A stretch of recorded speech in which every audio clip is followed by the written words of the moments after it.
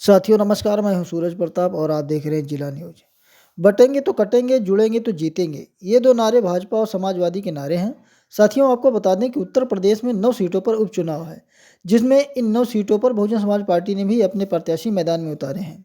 हाल ही में हुए लोकसभा चुनाव में भी कुछ इसी तरह की बातें थीं। एक दल संविधान बदल रहा था, तो दूसरा दल संविधान बचाने का ठेका ले लिया था। वर्तमान में अगर देखा जाए तो जिस प्रकार से शासन व्यवस्था हो चुकी है, ऐसा पहले नहीं थी। हम बात करते हैं उत्तर प्रदेश की। मायावती ने अपने बयान में इन बातों को स्पष्ट करते हुए कहा कि जिस प्रकार से वर्तमान में शासन व्यवस्था है, इस तरह मेरी सरकार में नहीं थी। इन दोनों पार्टियों का एक विचार है कि बहुजन समाज पार्टी के वोटरों को अपनी ओर खींचना, जिससे बसपा कमजोर हो। आगे आप अपनी राय कमेंट करके जरूर बताएं। देखिए आगे।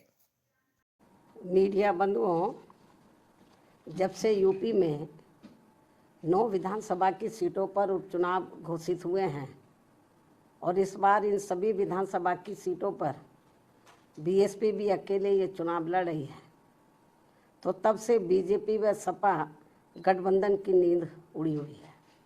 जब से उन्हें मालूम पड़ा कि बीएसपी भी इन 9 विधानसभा की सीटों पर बाई इलेक्शन लड़ रही है, तो तब से बीजेपी व सपा गठबंधन की नींद उड़ी हुई है, क्योंकि बीएसपी ने यहाँ काफ़ी समय से एक आदि उपचुनाव को छोड़कर अधिकांश उपचुनाव नहीं लड़े हैं। तब से खासकर ये दोनों पार्टियां यानी कि बीजेपी व सपा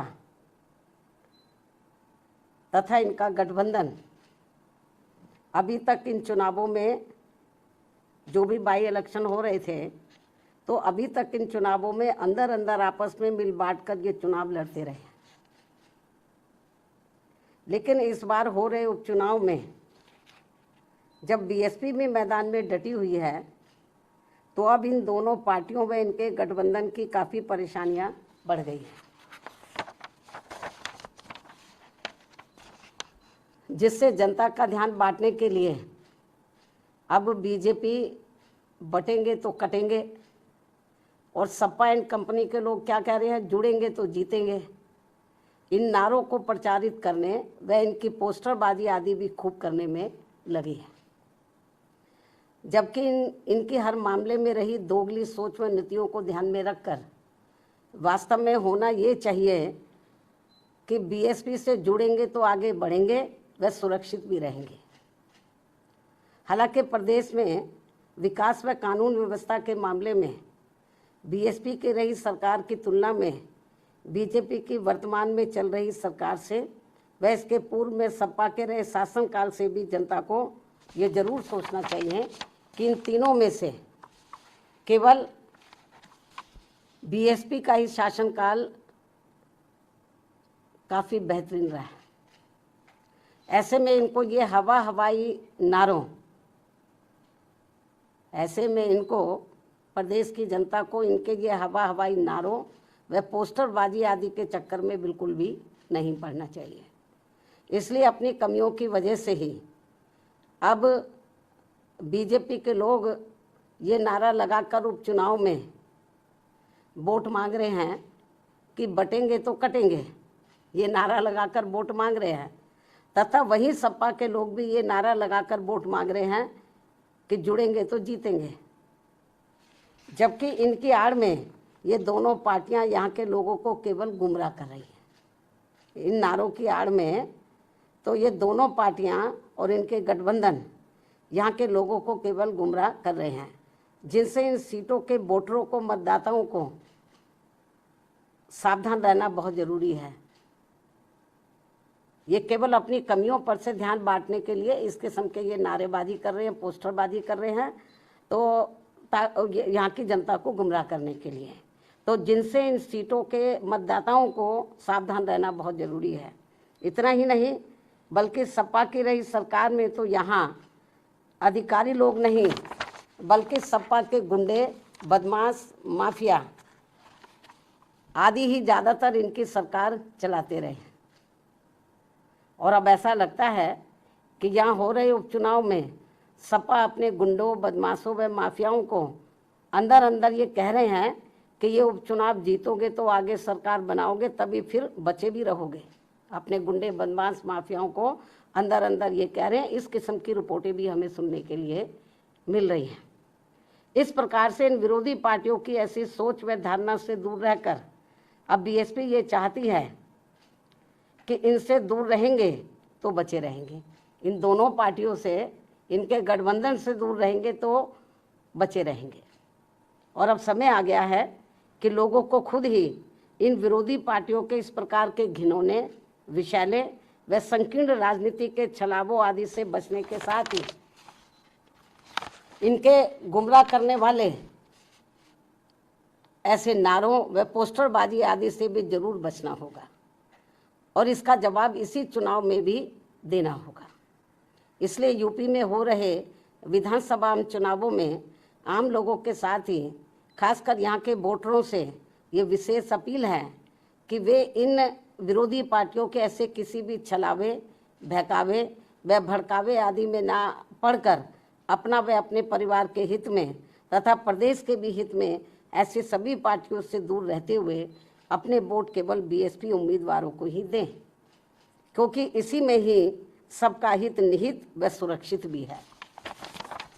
इसके अलावा आप लोगों को ये भी मालूम है, यूपी के उपचुनावों के साथ साथ तो इस समय देश में झारखंड व महाराष्ट्र प्रदेश में भी विधानसभा के लिए आम चुनाव हो रहे हैं।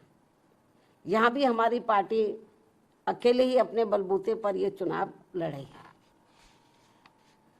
और यहाँ खास ध्यान देने की बात यह है कि इन दोनों राज्यों के चुनावों में, झारखंड व महाराष्ट्र, इन दोनों राज्यों के चुनावों में बीजेपी व कांग्रेस का बना गठबंधन पूर्व में पहले जिन राज्यों में चुनाव हुए, जैसे कर्नाटक है, हिमाचल है, इससे पहले हरियाणा है, जिन राज्यों में भी चुनाव हुए हैं, तो इन दोनों राज्यों के चुनावों में जो अब इस समय झारखंड और महाराष्ट्र में हो रहे हैं, इन दोनों राज्यों के चुनावों में बीजेपी व कांग्रेस का बना गठबंधन पूर्व में, इससे पहले जिन राज्यों में चुनाव हुए वहाँ पूर्व में जारी किए गए अपने अपने चुनावी घोषणा पत्रों को लागू करने को लेकर, जो उस समय इन्होंने लागू किया था और किस्म किस्म के प्रलोभन दिए थे अपने चुनावी घोषणा पत्र में, उसको ये लागू तो कर नहीं पा रहे हैं। बहुत बुरा हाल है, क्योंकि कर्नाटक में काफ़ी कुछ गवर्नमेंट की पोजीशन ख़राब हो रही है, हिमाचल में भी हो रही है। हिमाचल में तो हालत ये ख़राब है, वहाँ पे इतनी ज़्यादा गवर्नमेंट की कि वहाँ के सरकारी कर्मचारियों को वो वेतन तक भी नहीं दे पा रहे हैं। लेकिन चुनाव में इन्होंने बड़ी बड़ी गारंटी दे दी चुनावी घोषणा पत्र में। तो कहना मैं ये चाहती हूँ कि यहाँ खास ध्यान देने की बात यह है कि इन दोनों राज्यों के चुनावों में, यानी कि झारखंड और महाराष्ट्र में जो इस समय चुनाव हो रहा है, इन दोनों राज्यों के चुनावों में बीजेपी व कांग्रेस का बना गठबंधन तो पूर्व में जारी किए गए, इससे पूर्व में जिन राज्यों में चुनाव हुए वहां जारी किए गए अपने अपने चुनावी घोषणा पत्रों को लागू करने को लेकर इस समय अभी नया चुनावी घोषणा पत्र जारी नहीं किया है। इससे पहले जिन राज्यों में चुनाव हुए वहाँ इन्होंने चुनावी घोषणा पत्र जो जारी किए, तो पूर्व में जारी किए गए अपने अपने चुनावी घोषणा पत्र को लागू करने को लेकर एक दूसरे पर काफी आरोप व प्रत्य आरोप लगा रहे हैं। जबकि इस मामले में ये सभी पार्टियां एक ही थाली के चट्टे बट्टे हैं, जिनके बहकावे में इस बार यहाँ की जनता को कतई भी नहीं आना है। और अब तो इस मामले में कर्नाटक की कांग्रेसी सरकार के खुद ही इस पार्टी के राष्ट्रीय अध्यक्ष इस मामले की पोल भी खोल रहे हैं। और इस मामले में ऐसे सभी पार्टियों पर अब जनता को कतई भी विश्वास नहीं करना है। इतना ही नहीं, बल्कि पूरे देश में हर क्षेत्र में महिलाओं का उत्पीड़न होना अभी तक भी बंद नहीं हो पा रहा है। और इस मामले में अभी हाल ही में महाराष्ट्र में अरविंद सावंत द्वारा जिस प्रकार से वहाँ एक महिला के लिए अभद्र भाषा का इस्तेमाल किया गया है, उसे सरकार को हल्के में न लेकर ये बहुत ही शर्मनाक है, अमानवीय है, निंदनीय है। जो उन्होंने अभद्र भाषा का इस्तेमाल किया है, तो उसे सरकार को, वहाँ की सरकार को हल्के में न लेकर बल्कि अति गंभीरता से लेते हुए उसके विरुद्ध सख्त कानूनी कार्रवाई करनी चाहिए, जो ये बहुत ज़रूरी है। और ये ऐसा नहीं हुआ तो और लोगों के भी फिर मनोबल बढ़ जाएगा कि और भी बोलते जाओ और महिलाओं के बारे में, जो ये ठीक नहीं है। इन्हीं कुछ ज़रूरी बातों के साथ ही अब मैं अपनी पार्टी के लोगों से यूपी में 9 विधानसभा की सीटों पर हो रहे उपचुनाव के साथ साथ झारखंड व महाराष्ट्र स्टेट में भी विधानसभा के लिए हो रहे आम चुनाव में अपनी पार्टी के उम्मीदवारों को जिताने की भी पुरजोर अपील करती हूँ। धन्यवाद। जय भीम व जय भारत।